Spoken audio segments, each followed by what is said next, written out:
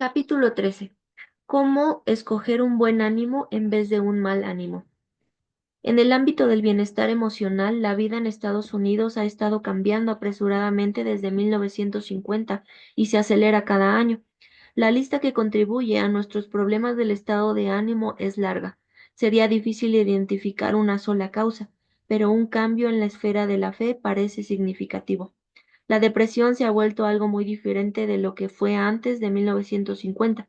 Las personas nacidas antes de ese año tenían una tasa de depresión mucho más baja que los que nacieron después. De los nacidos antes de 1955, solo el 1% tuvo un episodio depresivo mayor antes de los 75 años. Entre los nacidos después de 1955, el 6% tuvo un episodio depresivo mayor antes de los 25 años. En algunas partes del mundo, la generación más joven fue 3 veces más propensa a ser diagnosticada con depresión de la más anciana. Estas son malas noticias. Las buenas noticias son que hemos visto una salida. Hay muchas explicaciones para el alza en diagnósticos de depresión. Aún así, me surge la pregunta de por qué mis padres, abuelos y bisabuelos pudieron sufrir múltiples guerras mundiales y crisis económicas sin precedentes y sin deprimirse.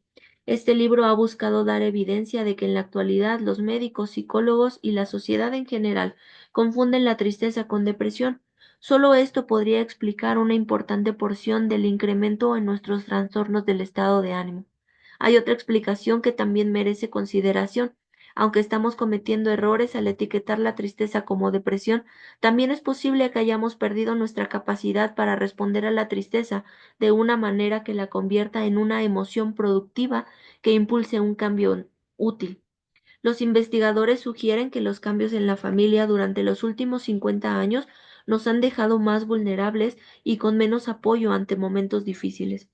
Martin Seligman se acercó a la verdad cuando dijo: una causa de la depresión es una tendencia a magnificar los efectos de un revés. En la medida en que una persona considera el fracaso como algo duradero y lo magnifica para abarcar todo en la vida, ésta tiende a permitir que una derrota momentánea se convierta en un sentido prolongado de desesperanza. Sin embargo, si la persona tiene una perspectiva más grande, como la creencia en Dios y en una vida después de la muerte, cuando pierde su trabajo, esto representa únicamente una derrota temporal. Esta persona sabe que la justicia prevalecerá a la larga y esto evita que caiga en la depresión. Esto es lo que hemos perdido como nación y, en parte, como iglesia durante los últimos 50 años. Nuestra nación, quizás el mundo entero, se vuelve más secular a cada minuto, a medida que nos alejamos de las cosas que nuestros abuelos y ancestros conocían y creían. Hemos perdido la seguridad de que nuestros revés sean temporales y nuestro futuro eterno. A medida que nuestras iglesias han buscado ser más complacientes ante un mundo cada vez más secular y materialista, me pregunto si hemos perdido la capacidad para entonar cantos que afirmen que este mundo no es nuestro hogar. No hemos acomodado tanto en el intento, Nos hemos acomodado tanto en el intento por convertir la tierra en el cielo, que no sabemos qué hacer cuando un evento desafortunado nos roba nuestra comodidad. Existe una solución para el incremento del mal humor de individuos y hasta de sociedades eternas. Podemos verlo en los caminos diferentes que tomaron Susan y Eva para lidiar con su mal humor. Una nación en busca de la cura. En Estados Unidos, la gente es mucho más receptiva hoy que en 1950 a la idea de que un estado de ánimo deprimido viene por causa de una enfermedad. Susan y Eva caminaron por una senda común en la vida de la nación estadounidense: la idea de que cualquiera que se siente triste durante más de 2 semanas puede sufrir de un trastorno del estado de ánimo es, en la actualidad, tan común como la tarta de manzana. Estamos siendo bombardeados con este mensaje todos los días. Se nos dice que no es razonable que una persona sufra de tristeza. Se la considera un dolor innecesario. Los comerciales de televisión de muchos medicamentos prometen convertir nuestra tristeza monocromática en un gozo vibrante y colorido. Nuestros familiares y vecinos nos dicen que necesitamos algo para estabilizar nuestras emociones. Muchas personas que luchan contra la tristeza buscan una solución médica. En nuestra sociedad esta es la expectativa razonable. El problema es que el 90% de ellos no parecen encontrar beneficios. En cambio, nos recuerdan a la mujer de Lucas que buscó la mejor atención de salud disponible, pero que siguió sin mejorar. El 90% de los que buscan mejorar su estado de ánimo mediante un medicamento no obtienen más que ser diagnosticados con etiquetas. Recuerda el valor de la tristeza. Susan y Eva nos dan una razón para reconsiderar el valor que le damos a la tristeza, que todos nosotros experimentaremos. Si vemos la tristeza y decidimos, como muchos lo hacen hoy, que no hay valor real en soportarla, tenemos mucho que perder. Perdemos una parte vital de nuestro ser creado, diseñada por Dios para movernos hacia Él. Susan y Eva experimentaron pérdidas y ambas se entristecieron por ellas. Susan sufrió dolor y perdió su sentido de bienestar. Eva sufrió dolor físico y perdió 6 meses de su vida. Ambas lucharon contra la tristeza, el temor, la angustia, la ira y un estado de ánimo deprimido, y ambas ilustran dos maneras diferentes de interpretar las pérdidas y la tristeza y de lidiar con ellas. Sin embargo, las llevó en direcciones muy diferentes. El dolor físico de Susan la llevó a un diagnóstico de depresión y luego de trastorno bipolar. Susan experimentó la atención que ahora se espera recibir cuando su médico decidió que sus problemas físicos y emocionales se debían a la depresión, a la ansiedad o a un trastorno bipolar. Esto se convierte en un problema médico que debe ser resuelto mediante un tratamiento médico. Eva luchó a su vez contra la ansiedad y la depresión, complicadas por la bebida. No sé por qué eligió venir al centro de consejería donde la conocí, pero esa decisión la llevó por un camino totalmente diferente al de Susan. En lugar de ser etiquetada con depresión o bipolaridad, sencillamente no recibió etiqueta alguna. Cuando ella me dijo que estaba deprimida, hice caso a sus palabras. Cuando me dijo que pensaba que en algún momento, que en algún punto podríamos hablar del tema, yo estuve de acuerdo. Sin embargo, no le di una etiqueta y no tratamos el tema hasta sus últimas visitas. Ser etiquetado produce su propio conjunto de dificultades. Hace que la persona se sienta víctima de una enfermedad. La etiqueta, o más bien el diagnóstico, significa que el portador está enfermo y que no puede recuperarse sin ayuda. La etiqueta significa que necesito que otra persona me arregle. Acepta tristeza y evita las etiquetas. El problema más grande con las etiquetas es que dejamos de buscar una respuesta. Una vez que tenemos una etiqueta, tenemos la respuesta. Está determinada la forma en que respondemos a nuestros propios problemas y dirige nuestro pensamiento, nuestras emociones y nuestro comportamiento. Susan sufrió con esto hasta que decidió que 5 años era suficiente tiempo dedicado a una etiqueta sin cura.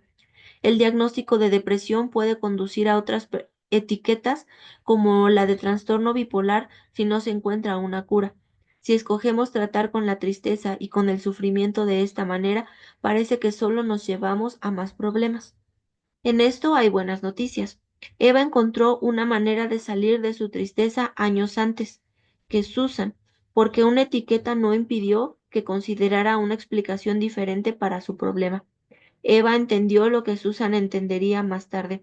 Los problemas y la tristeza tienen un gran valor cuando somos guiados por 2 Corintios capítulo 7 versículo 10. Cuando escogemos ver la tristeza como Dios quiere, no nos entristecemos como los que no tienen esperanza. La tristeza piadosa conduce a cambios en la perspectiva de nuestra mente y en las prioridades de nuestro corazón. En cambio, la del mundo a menudo conduce a desviaciones letales. Jesús conoce todas nuestras luchas. En el centro de esta buena nueva está el mensaje que recibieron Marta y María. Jesús conoce todas nuestras tristezas y llora con nosotros. Cuando los hijos de Israel sufrieron bajo Faraón, la Biblia afirma que Dios vio y se conmovió. Dios oyó su gemido y se acordó de su pacto con Abraham, Isaac y Jacob. Dios miró a los israelitas y los tuvo en cuenta. Éxodo capítulo 2, versículo 24 al 25. Cuando nos entristecemos por alguna pérdida, Dios lo sabe y tiene un plan para nosotros, tal como lo tuvo para Lázaro. Ese plan para nuestra tristeza siempre será mejor la solución que podamos idear. Siempre será mejor que la solución que podamos idear. Es como José les dijo a sus hermanos, quienes eran la causa de al menos 2 décadas de pruebas y de separación de su familia. Ustedes pensaron hacerme mal, pero Dios lo cambió en bien para que sucediera como vemos hoy y se preservara la vida de mucha gente. Génesis capítulo 50, versículo 20. Dios quiere tomar nuestra tristeza y por medio de ella transformarnos por su gracia, tal como lo hizo con Ana, una mujer que se entristecía por su infertilidad. Se convirtió en una que entregó a su hijo para servir a Dios en el templo. Ana es una ilustración de lo que la tristeza piadosa puede lograr en nuestras vidas. Ana y José son ilustraciones en el Antiguo Testamento que dan vida a las palabras de Pablo en Romanos 8:28, versículo 29. Perdieron cosas y se entristecieron, crecieron y cambiaron, y Dios fue glorificado y el resultado fue un gran bien. Nuestros genes no determinan la persona que somos. Tan solo la idea de que podemos cambiar es una buena noticia. Nuestra sociedad, orientada a las etiquetas, está luchando bajo la impresión médica de que una vez que hemos sido diagnosticados con un trastorno del estado de ánimo, nuestro cerebro y nuestra vida nunca cambiará si no es mediante algún medicamento. Es bueno saber a partir de la ciencia reciente que nuestro cerebro puede cambiar en respuesta a nuestros pensamientos y acciones. No debería de sorprendernos que Eva y Susan pudieran cambiar. La Biblia tiene muchos pasajes que apoyan esa idea, como lo dijo Pablo a la iglesia de Corinto. De modo que si alguno está en Cristo, nueva criatura es. Las cosas viejas pasaron, ahora han sido todas hechas nuevas. Segunda de Corintios 5:17. La idea de que los creyentes pueden despojarse de los viejos malos hábitos, es decir, pecados, y vestirse del comportamiento piadoso es tan vital para la teología cristiana que negarlo vuelve impotente al Evangelio. Así que Pablo nos lo repite en su carta a los Corintios. ¿O no saben que los injustos no heredarán el reino de Dios? No se dejen engañar, ni los inmorales, ni los idólatras, ni los adúlteros, ni los afeminados, ni los homosexuales, ni los ladrones, ni los ávaros, ni los borrachos, ni los difamadores, ni los estafadores heredarán el reino de Dios. Y esto eran algunos de ustedes, pero fueron lavados, pero fueron santificados, pero fueron justificados en el nombre del Señor Jesucristo y en el Espíritu de nuestro Dios. Primera de Corintios capítulo 6 versículos 9 al 11. El cristianismo ortodoxo nunca ha aceptado que estamos condenados a continuar en los mismos comportamientos inútiles durante una vida eterna por culpa de nuestra genética. La Biblia afirma con claridad lo que Susan y Eva descubrieron cuando respondieron a su tristeza y reconsideraron sus pensamientos y acciones, lograron cambiar. Deja la tumba. Al igual que Marta y María, Eva y Susan tuvieron sus propios momentos en la tumba. Después que Jesús lloró, él ordenó, quiten la piedra, y así lo hicieron. El dolor por la muerte de Lázaro fue el inicio de una transformación asombrosa. El muerto viviría. Cuando Eva y Susan concluyeron que su tristeza ya no tenía propósito, reconsideraron su situación y con la ayuda de Dios transformaron su corazón y su mente.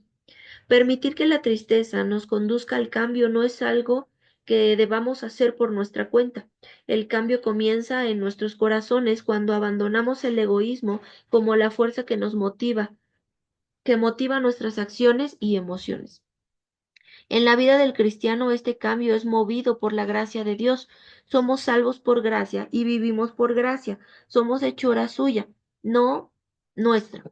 Efesios capítulo 2, versículo 8 al 9. Fue Dios quien actuó a fin de que Cristo resucitó de entre los muertos por la gloria del Padre.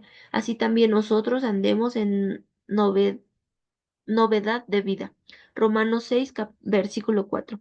Cuando Jesús dijo a Marta y a María que quitaran la piedra, ellas lo hicieron, pero Jesús fue quien resucitó a Lázaro de entre los muertos. De la misma manera, cuando respondemos a nuestras pérdidas y tristezas, de tal manera que guiemos nuestro pensamiento a considerarlas como un tiempo para alegrarnos mucho, podemos crecer y madurar en Cristo. También podemos evitar complicar las situaciones difíciles de la vida con nuestro pecado. Cuando respondemos de forma incorrecta como creyentes, tenemos el privilegio de arrepentirnos, confesar nuestro pecado y hallar perdón. En el proceso de cambiar nuestro pensamiento y nuestro comportamiento, Dios da su gracia y su poder para lograrlo. La decisión es nuestra. No estoy seguro de poder decir que Estados Unidos está en un punto crucial hoy. Creo que ya tomamos esa decisión en la década de 1960, cuando determinamos el curso de nuestra política nacional en contra del cristianismo y en dirección al secularismo. Esta decisión ha sido reforzada por miles de decisiones desde ese momento y ha redefinido la forma en que los estadounidenses interpretan las pérdidas, el sufrimiento y la tristeza. Sin embargo, sí tenemos todavía algunas decisiones que tomar. Si has llegado hasta este punto del libro y no eres creyente en Cristo, te animo a que leas el apéndice A. Allí descubrirás cómo encontrarás el mismo regalo que yo encontré a los 19 años. Es el primer paso en el camino que te llevará a considerar qué significa en realidad la tristeza y las pérdidas. Perdón. Si conoces a Cristo y luchas con las pérdidas y la tristeza, hay esperanza real en ver la tristeza de la forma que Pablo lo hacía. La tristeza piadosa conduce a un arrepentimiento que produce esperanza. La esperanza definitiva que tenemos como creyentes puede encontrarse en una carta que Juan escribió a la iglesia. Miren cuán gran amor nos ha otorgado el Padre, que seamos llamados hijos de Dios. Y eso somos. Por esto el mundo no nos conoce, porque no lo conoció a Él. Amados, ahora somos hijos de Dios y aún no se ha manifestado lo que habremos de ser, pero sabemos que cuando Cristo se manifieste seremos semejantes a Él, porque lo veremos como Él es. Y todo el que tiene esta esperanza puesta en Él se purifica así como Él es puro. Primera de Juan capítulo 3 versículo 1 al 3. En estas palabras vemos que todo el que confía en Cristo llegará a verlo y a ser como Él. Mientras tanto, nuestra tristeza puede recordarnos de ocuparnos en sus asuntos, mirarlo a Él y a otros, servirlo a Él y a otros y purificarnos como Él es puro. Nos llama a considerar lo que Dios quiere hacer en nuestra vida para poder crecer en semejanza a nuestro Salvador. Nuestra tristeza nos llama al mismo gozo que tuvo nuestro Salvador cuando pensó en rescatarnos del castigo de nuestro pecado.